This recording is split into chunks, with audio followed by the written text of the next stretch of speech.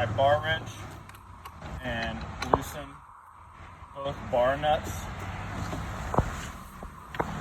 holding the faceplate on. Get them to a point that I can take them off by hand.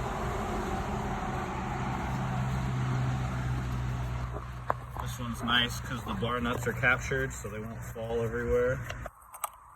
So I'll take my faceplate off. Then I'll slide the bar and chain off. It's kind of awkward when I'm trying to show someone it at the same time. Set that aside. And I'll take my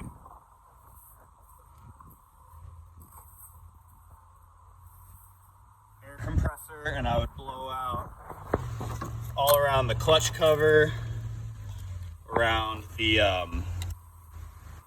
tensioning screw, around the dogs, underneath, around the tank. Pretty much anywhere I can stick it, I'm gonna spray out. What I like to do, it wasn't shown here, but I actually take all of this hardware off and actually take the clutch cover off and spray out around the clutch, and you'll get a whole lot more. But if it's a saw that I've cleaned in the last few weeks, I won't do that every time.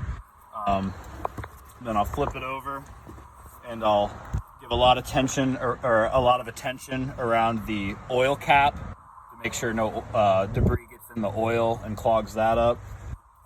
Again, just pretty much every nook and cranny I can find.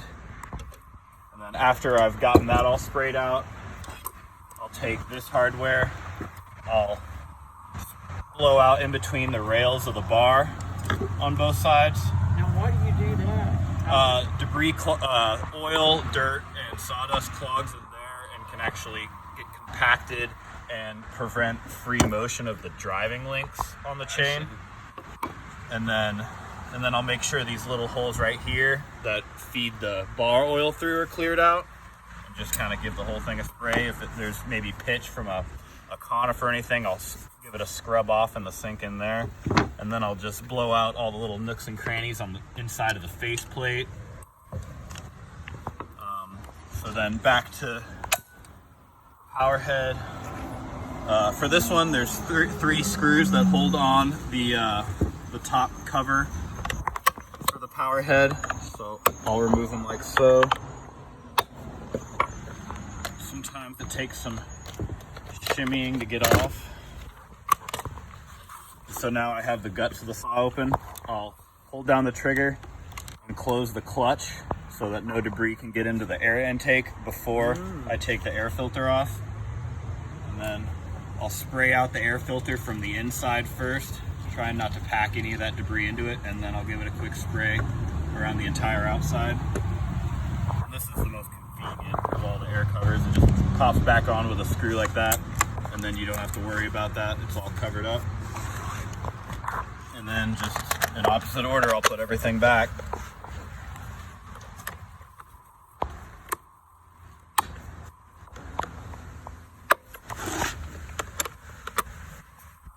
One other thing, as far as bar maintenance, I'll check, one thing that's easiest to do without gloves on, I'll check, especially right beneath the bar tip, burrs can form. So I'll just make sure that my fingernail can slide freely. There's a bit of a burr right there. So I'd take a flat file and just smooth that out to prevent more wear, nothing that would catch the chain as it's spinning.